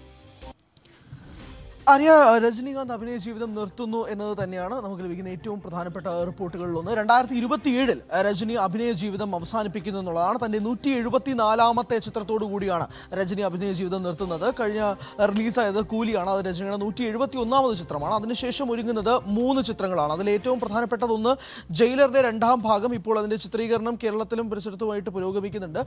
അതാണ് രജനിയുടെ 172ാമത് ചിത്രം. അതിനുശേഷം സുന്ദർ സി എന്ന സംവിധായകനുമൊപ്പം ഒരു ചെറിയ ഷെഡ്യൂളിൽ ഒരു സിനിമയായിരിക്കും. അത് ഏകദേശം ഒരു 2 മാസം മാത്രം നീണ്ടു നിൽക്കുന്ന ഷെഡ്യൂളിൽ 173ാമത്തെ ചിത്രം. അതിന് പിന്നാലെയാണ് കമൽഹാസനൊപ്പം, തൻ്റെ എക്കാലത്തെയും പ്രിയപ്പെട്ട സുഹൃത്തായ കമൽഹാസനൊപ്പം അഭിനയ ജീവിതം അവസാനിപ്പിക്കുകയാണ് തൻ്റെ 174ാമത്തെ ചിത്രത്തിലൂടെ. രജനിയുടെ ആരോഗ്യ പ്രശ്നങ്ങളൊക്കെ നമുക്ക് അറിയാവുന്ന കാര്യങ്ങൾ തന്നെയാണ്. പലപ്പോഴായിട്ടും ഷൂട്ടിംഗ് ഷെഡ്യൂളിൽ നിർത്തിവെക്കുന്ന ഒരു സാഹചര്യം. കഴിഞ്ഞ വർഷം തന്നെ ആശുപത്രികളിൽ തന്നെയായിരുന്നു രജനിയുടെ വാസം തന്നെ. അതിനിടയിലാണ് പല ചിത്രീകരണ വേളകളിലും രജനി എത്തിയത് തന്നെ. അങ്ങനെ ആരോഗ്യ പ്രശ്നങ്ങൾ തന്നെയാണ് ഇതിന് പ്രധാനപ്പെട്ട കാരണം. 2 ആഴ്ചകൾക്ക് മുമ്പാണ് രജനി ഹിമാലയത്തിലേക്ക് പോയത്. രജനി എല്ലാ കൊല്ലവും പോകുന്നത് തന്നെയാണ്. പക്ഷേ എന്നാൽ പോലും തൻ്റെ ആരോഗ്യപരമായ പ്രശ്നങ്ങൾ കാരണം തനിക്ക് കൃത്യമായ രീതികളിൽ ഷൂട്ടിംഗ് ഷെഡ്യൂളുകളിൽ പങ്കെടുക്കാനോ അല്ലെങ്കിൽ യാത്രകളിൽ, ആത്മീയമായ യാത്രകളിലൊന്നും പങ്കെടുക്കാനോ രജനിക്ക് സാധിക്കാത്തതിൻ്റെ ഒരു പ്രശ്നം കൂടിയുണ്ട്. പ്രായം തന്നെയാണ് അതിന് പ്രധാനപ്പെട്ട കാര്യം. അതോടൊപ്പം തന്നെ രജനിയെ ബാധിച്ചിരിക്കുന്ന അസുഖങ്ങൾ കഴിഞ്ഞ കുറച്ച് വർഷങ്ങളായിട്ട് തന്നെ രജനിയെ വല്ലാത്ത രീതിയിൽ തൻ്റെ അസുഖങ്ങൾ ബാധിക്കുകയും അത് തൻ്റെ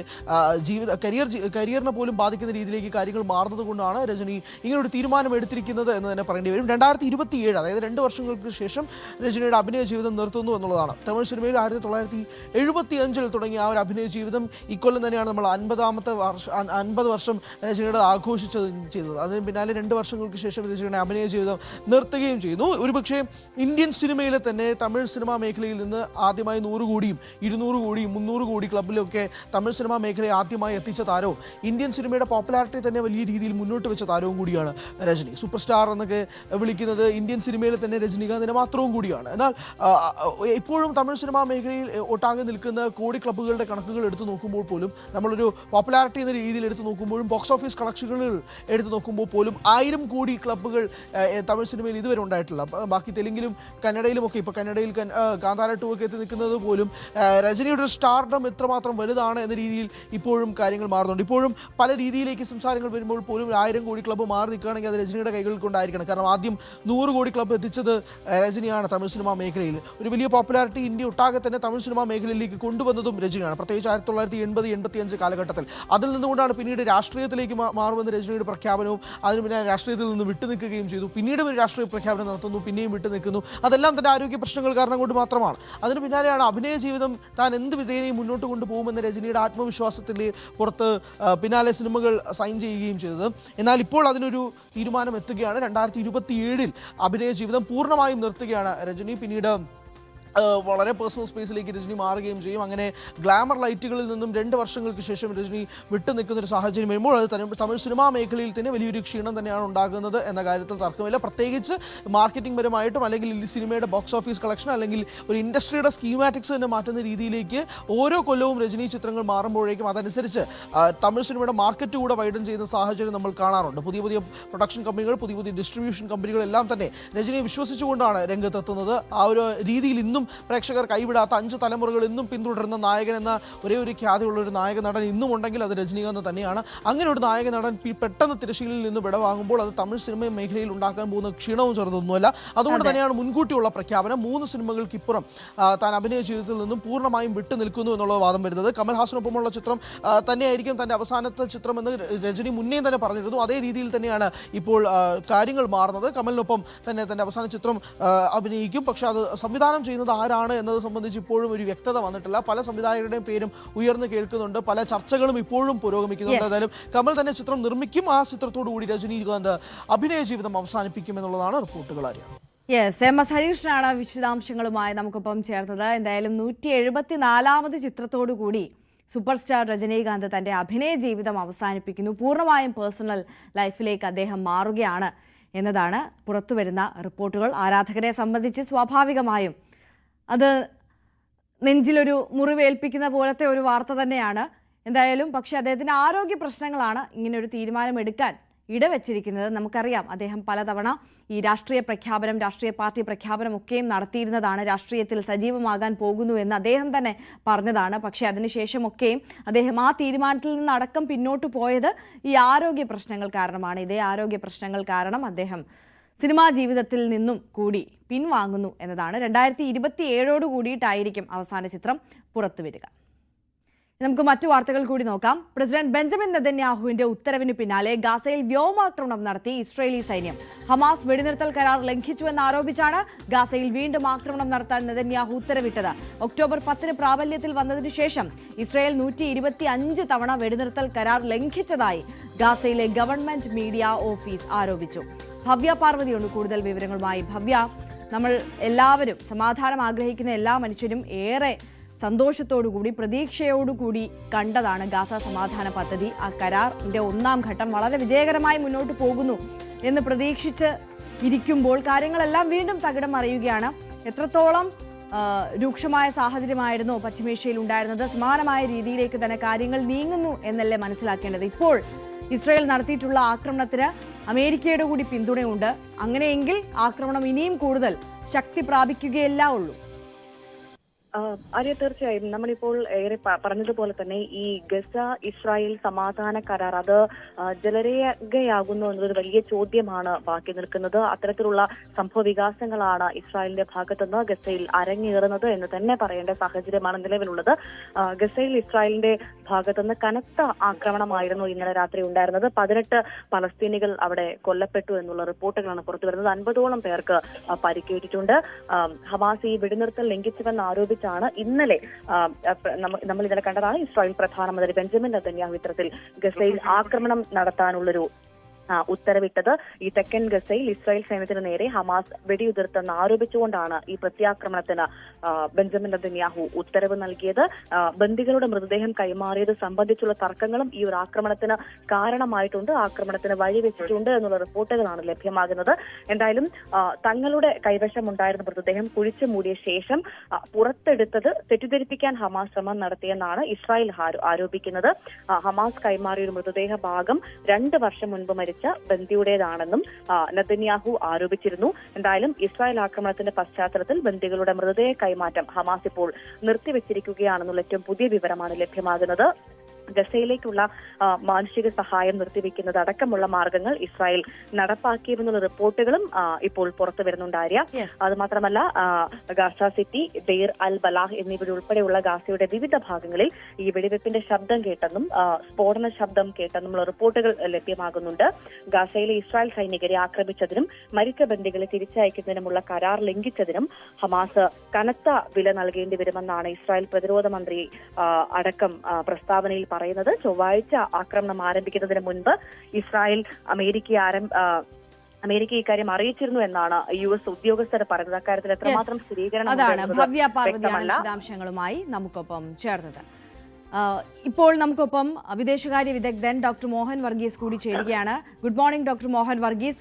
ഇപ്പോൾ നമ്മൾ പറഞ്ഞതുപോലെ കാര്യങ്ങളെല്ലാം പഴയപടിയാവുകയാണല്ലോ. ഇപ്പോൾ ഇസ്രായേൽ നടത്തിയിട്ടുള്ള ഈ ആക്രമണത്തിന് അമേരിക്കയുടെ കൂടി പിന്തുണയുണ്ട് എന്ന് പറയുമ്പോൾ ഇനിയും ശക്തമായ ആക്രമണം ഇസ്രായേൽ തുടർന്നുകൊണ്ടേയിരിക്കും എന്നതുകൂടിയല്ലേ മനസ്സിലാക്കേണ്ടത്? ഇനിയും ആക്രമണം തുടരുമെന്ന് തന്നെയാണ് ഈ ഘട്ടത്തിൽ മനസ്സിലാക്കേണ്ടത്. ഗാസ സമാധാന കരാർ അമേരിക്ക ഇടപെട്ട് സംഭവിപ്പിച്ച ഗാസ സമാധാന കരാർ എത്രത്തോളം ദുർബലമാണ് എന്ന് ഒരിക്കൽ കൂടി വെളിവാകുന്ന സംഭവങ്ങളാണ് കഴിഞ്ഞ രാത്രിയിൽ അരങ്ങേറിയത്. ഒരു കാരണം കണ്ടെത്താൻ ഇസ്രയേലിന് നിഷ്പ്രയാസം കഴിയും. ഇസ്രയേലിന്റെ സൈനിക കോളംസിനെ, സൈനിക വിഭാഗങ്ങളെ ആക്രമിക്കുന്ന ഹമാസ് അതൊരു കാരണമാണ്. മൃതദേഹങ്ങൾ അല്ലെങ്കിൽ മൃതദേഹ അവശിഷ്ടങ്ങൾ വേണ്ട രീതിയിൽ കൃത്യസമയത്ത് വിട്ടുകിട്ടിയില്ല എന്നത് മറ്റൊരു ആക്ഷേപമാണ്. ഇങ്ങനെ നിരവധി ആക്ഷേപങ്ങൾ ഇസ്രയേലിന്റെ ഭാഗത്തുണ്ട്. അതുകൊണ്ട് ഗാസയിൽ ജീവനോടെയുള്ള ബന്ദികളെ ഇപ്പോൾ ഇസ്രയേലിന് വിട്ടുകിട്ടിക്കഴിഞ്ഞു. അങ്ങനെയെങ്കിൽ ഇപ്പോൾ അവശേഷിക്കുന്ന മൃതദേഹങ്ങൾ മാത്രമാണ്. മൃതദേഹങ്ങൾ സംസാരിക്കാനാവില്ലല്ലോ. അതുകൊണ്ട് തീർച്ചയായും ഇസ്രയേൽ അതിന്റെ പൂർണ്ണ ലക്ഷ്യം, 2 ലക്ഷ്യങ്ങളാണുള്ളത്. ഒന്ന്, ഹമാസിന്റെ പൂർണ്ണമായ കീഴടങ്ങൽ അല്ലെങ്കിൽ ഹമാസിനെ പരിപൂർണമായി അവസാനിപ്പിക്കുക. ആ ലക്ഷ്യം പൂർത്തീകരിക്കാൻ കഴിഞ്ഞില്ല. ഗാസ സമാധാന കരാറിന്റെ ഒരു പ്രധാനപ്പെട്ട ഒരു സവിശേഷതയായിരുന്നു ഹമാസിന്റെ നിരായുധീകരണം. ആ നിരായുധീകരണം അല്പം പോലും മുന്നോട്ട് പോയില്ല എന്നതാണ് വാസ്തവം. ഒരു അന്താരാഷ്ട്ര സമാധാന സേനയ്ക്കോ അല്ലെങ്കിൽ അറബ് സേനയ്ക്കോ ആ നിരായുധീകരണം പൂർത്തിയാക്കാനുള്ള അവസരം ലഭിക്കുമെന്ന പ്രതീക്ഷയാണ് ഉണ്ടായിരുന്നത്. പക്ഷെ അതിനുള്ള നടപടിക്രമങ്ങൾ പോലും ആയിട്ടില്ല എന്ന് പറയുമ്പോൾ അവശേഷിക്കുന്ന ഹമാസ് ഇപ്പോഴും പൂർണ്ണമായി സജ്ജരാണ്, ആയുധ സന്നാഹങ്ങളുമായി നിൽക്കുകയാണ്. അതുകൊണ്ട് സ്വാഭാവികമായി ഈ കരാറിന്റെ വ്യവസ്ഥകൾ അനുസരിച്ച് തന്നെ അമേരിക്കൻ പ്രസിഡന്റ് ഡൊണാൾഡ് ട്രംപ് പല ആവർത്തി പറഞ്ഞു, ഈ കരാർ ഏതെങ്കിലും ഒരു ഭാഗം അല്ലെങ്കിൽ ഹമാസിന്റെ ഭാഗത്ത് കംപ്ലയൻസ് ഉണ്ടായില്ല എങ്കിൽ ഹമാസിനെ ആക്രമിക്കാൻ ഇസ്രായേൽ അനുവാദമുണ്ടായിരിക്കും, അവകാശമുണ്ടായിരിക്കും എന്ന് പറഞ്ഞ അത് പൂർണ്ണമായി ശരിവെക്കുന്ന രീതിയിൽ തന്നെയാണ് ഇപ്പോൾ ഇതാ വന്നുകൊണ്ടിരിക്കുന്ന വാർത്തകൾ വിശ്വസിക്കാമെങ്കിൽ അമേരിക്കയുടെ അനുഗ്രഹാശിസുകളോടെ തന്നെയാണ് ഈ ആക്രമണം അരങ്ങേറിയിരിക്കുന്നത്. അതുകൊണ്ടാണ് പറയുന്നത് ഈ ഒരു സമാധാന പ്രക്രിയ എന്ന് പറയുന്നത് ഒരു ഹാഫ് ഹാർട്ടഡ് അറ്റംപ്റ്റ് ആയിരുന്നു എന്ന് വേണം കരുതാൻ. പൂർണ്ണ മനസ്സോടുകൂടിയുള്ള ഒരു സമാധാന കരാറായിരുന്നില്ല. ഇരു കക്ഷികളും മനസ്സില്ലാ മനസ്സോടെ എത്തിച്ചേർന്ന തത്വത്തിൽ സമ്മതിക്കുകയും എന്നാൽ ഔപചാരികമായി ഒപ്പിടാൻ വിസമ്മതിക്കുകയും ചെയ്ത സമാധാന കരാറിനെ എത്രത്തോളം ആയുസ് നീട്ടിക്കിട്ടും എന്നത് കണ്ടറിയേണ്ട കാര്യമാണ്. മുൻപ് 2 പ്രാവശ്യവും ഏതാണ്ട് സമാനമായ സാഹചര്യത്തിലാണ് വെടിനിർത്തൽ ലംഘിക്കപ്പെട്ടത്. നോക്കൂ, ഈ യുദ്ധം തുടങ്ങി ഒരു മാസത്തിനുള്ളിൽ തന്നെ നവംബർ 2023 തന്നെ ആദ്യഘട്ടം വെടിനിർത്തൽ നിലവിൽ വന്നു. ഏതാനും ദിവസങ്ങളുടെ ആയുസ് മാത്രമേ ആ വെടിനിർത്തൽ കരാർ ഉണ്ടായിരുന്നുള്ളൂ. പിന്നീട് 1.5 വർഷത്തിന് ശേഷം 2025 ജനുവരിയിൽ വീണ്ടും ഒരു വെടിനിർത്തൽ കരാർ സാധ്യമായി. അതിനും ദിവസങ്ങളുടെ ആയുസ് മാത്രമേ ഉണ്ടായിരുന്നുള്ളൂ. ഇപ്പോഴത്തെ 3ാം ഘട്ട വെടിനിർത്തൽ കരാർ, മൂന്നാമത്, അത് ശാശ്വതമായിരിക്കും, അന്തിമമായിരിക്കും. വലിയ ഒരു കൂടിവരവോടുകൂടി ഷർമൽ ഷെയ്ഖ്, ഈജിപ്തിലെ ഷർമൽ ഷെയ്ഖിൽ അറബി നേതാക്കളും യൂറോപ്യൻ നേതാക്കളും എല്ലാം ചേർന്ന് ഒരു വലിയ ജംബോരി നടത്തി എത്തിച്ചേർന്ന ഒരു സംവിധാനം, ഒരു അറേഞ്ച്മെന്റ് ആണ്. ഒരു കരാറെന്ന പൂർണ്ണാർത്ഥത്തിൽ പറയാനാവില്ല. ഇസ്രയേലോ ഹമാസോ സൈൻ ചെയ്യാതെ അതിനെ പൂർണ്ണ അർത്ഥത്തിൽ ഒരു കരാറെന്ന് പറയാനാവില്ല. It's an understanding, it's an agreement. ആ ഒരു കരാർ ഇപ്പോൾ ഏതാണ്ട് ലംഘിക്കപ്പെട്ടിരിക്കുന്നു എന്ന മട്ടിൽ തന്നെയാണ് കാര്യങ്ങൾ മുന്നോട്ട് പോകുന്നത്. അതുകൊണ്ട് ഒരു പൂർണ്ണ യുദ്ധത്തിലേക്ക് നീങ്ങുമോ, ഗാസയിൽ വീണ്ടും കണ്ണീർ പുഴ ഒഴുകുമോ എന്നത് കാത്തിരുന്ന് കാണേണ്ട കാര്യവുമാണ്. ഡോക്ടർ മോഹൻ വർഗീസ്, ഒരു കാര്യം കൂടിയുണ്ട്. ഇതിനിടയിൽ പുറത്തു വന്ന ഒരു വാർത്തയാണ്, അതായത് പാകിസ്ഥാൻ 20,000-ഓളം സൈനികരെ ഗാസയിൽ വിന്യസിക്കുന്നു എന്നുള്ളത്. നമുക്കറിയാം, ഇസ്രായേലിനെ ഔദ്യോഗികമായി അംഗീകരിക്കാത്ത രാജ്യമാണ് പാകിസ്ഥാൻ. അപ്പോൾ അതിനിടയിൽ വരുന്ന പാകിസ്ഥാന്റെ ഈ നീക്കങ്ങൾ, അതും ഇസ്രായേൽ സൈന്യത്തെ സഹായിക്കാൻ തക്കവണ്ണം എന്ന രീതിയിൽ വരുമ്പോൾ അതിൽ നിന്ന് എന്താണ് നമ്മൾ വായിച്ചെടുക്കേണ്ടത്? എങ്ങനെയാണ് ഈ കാര്യങ്ങളിലേക്കൊക്കെ കാര്യങ്ങൾ എത്തി നിന്നത്? വളരെ സങ്കീർണമായ സ്ഥിതിവിശേഷമാണ്. പാകിസ്ഥാൻ സൈന്യത്തിന്റെ വിന്യാസം ഗാസയിൽ ഉണ്ടാവുകയാണെങ്കിൽ ഒരു കാരണവശാലും ഇസ്രയേൽ അത് അംഗീകരിക്കില്ല എന്നത് കൃത്യമായി പറയാൻ കഴിയും. കാരണം അറബി സൈന്യങ്ങൾ ഒരുപക്ഷെ ഹമാസിന്റെ നിരായുധീകരണത്തിനും കാര്യങ്ങൾ സ്റ്റെബിലൈസ് ചെയ്യുന്നതിനും ഈജിപ്തിന്റെയോ സൗദി അറേബ്യയുടെയോ സൈന്യങ്ങൾക്ക് ഗാസയുടെ മണ്ണിലേക്ക് പ്രവേശിക്കുന്ന ഇസ്രയേലിന് പാകിസ്ഥാൻ അങ്ങനെ ഒരു രാജ്യമല്ല. പാകിസ്ഥാൻ സൗദി അറേബ്യയുമായിട്ട് സൈനിക കരാർ ഒപ്പുവെച്ചിട്ടുണ്ട്. പാകിസ്ഥാൻ ആക്രമിക്കപ്പെടുകയാണെങ്കിൽ സൗദി അറേബ്യ സൈനിക സഹായത്തിനെത്തും. അത് ഇന്ത്യക്ക് അലോസരമുണ്ടാക്കി. അതൊരു വാർത്ത. ഇപ്പോൾ ഇതാ ഇസ്രയേലിന് കൂടി ബുദ്ധിമുട്ടുണ്ടാക്കുന്ന രീതിയിൽ ഗാസ സമാധാന പ്രക്രിയയിൽ അത് അമേരിക്കയുടെ ഒത്താശയോടുകൂടി തന്നെയായിരിക്കും. ഇവിടെ ഒരു ലാർജർ പ്ലോട്ട് ഒരുപക്ഷെ വേണമെങ്കിൽ ആരോപിക്കാം. കാരണം ഇന്ത്യയെ കൂടുതൽ സമ്മർദ്ദത്തിലാക്കുന്ന ഒരു തീരുമാനമാണ്. ഗാസ സമാധാന പ്രക്രിയയിൽ ഇന്ത്യയുടെ പങ്കാളിത്തം വളരെ നാമമാത്രം തന്നെയായിരുന്നു. ഇന്ത്യയുടെ വിദേശകാര്യ മന്ത്രി പോലും അവിടെ പോയില്ല. ഉപമന്ത്രി മാത്രമാണ് അവിടെ ഈ ഷർമൽ ഷെയ്ഖ് സന്ദർശിച്ചത്. അതുകൊണ്ട് ഇന്ത്യൻ പ്രധാനമന്ത്രി അതിൽ നിന്ന് വിട്ടുനിന്നു. അതുകൊണ്ട് ഇന്ത്യക്ക് കാര്യമായ ഒരു പ്രാതിനിധ്യം ഇല്ലാതെ പോയ ഒരു സമാധാന പ്രക്രിയയിൽ പാകിസ്ഥാൻ കാര്യമായി അമേരിക്ക പക്ഷത്ത് നിന്നുകൊണ്ട് അമേരിക്കയുടെ ഒരു കാര്യസ്ഥൻ എന്ന നിലയിൽ ആ ഭാഗത്ത് പ്രവർത്തിക്കുന്നു എന്ന് പറയുമ്പോൾ അത് ഇന്ത്യക്ക് കൂടി ആശങ്കയുണ്ടാക്കുന്ന കാര്യം തന്നെയാണ്. യെസ്, വളരെ നന്ദി ഡോക്ടർ മോഹൻ വർഗീസ് ഈ ഘട്ടത്തിൽ ഞങ്ങളോടൊപ്പം ചേർന്നതിനും പ്രതികരിച്ചതിനും. 5 ദിവസത്തെ ഏഷ്യൻ പര്യടനത്തിന്റെ ഭാഗമായി US പ്രസിഡന്റ് ഡൊണാൾഡ് ട്രംപ് ദക്ഷിണ കൊറിയയിൽ എത്തി. Artificial intelligence, quantum computing, 6G എന്നീ മേഖലകളിലെ സഹകരണം ശക്തിപ്പെടുത്താൻ ലക്ഷ്യമിടുന്ന കരാറുകളിൽ ഇരു രാജ്യങ്ങളും ഒപ്പുവെക്കും. ദക്ഷിണ കൊറിയൻ സർക്കാർ US-ൽ $350 ബില്യൺ നിക്ഷേപ പാക്കേജിന് അന്തിമ രൂപമാകും. ഏഷ്യ പസഫിക് സാമ്പത്തിക സഹകരണ ഫോറത്തിന്റെ യോഗത്തിനിടെ ഷീ ജിൻപിങ്ങുമായി ട്രംപ് കൂടിക്കാഴ്ച നടത്തും. ട്രംപ് ഉത്തര കൊറിയൻ നേതാവ് കിം ജോങ് ഉന്നിനെയും കാണുമെന്നാണ് സൂചന.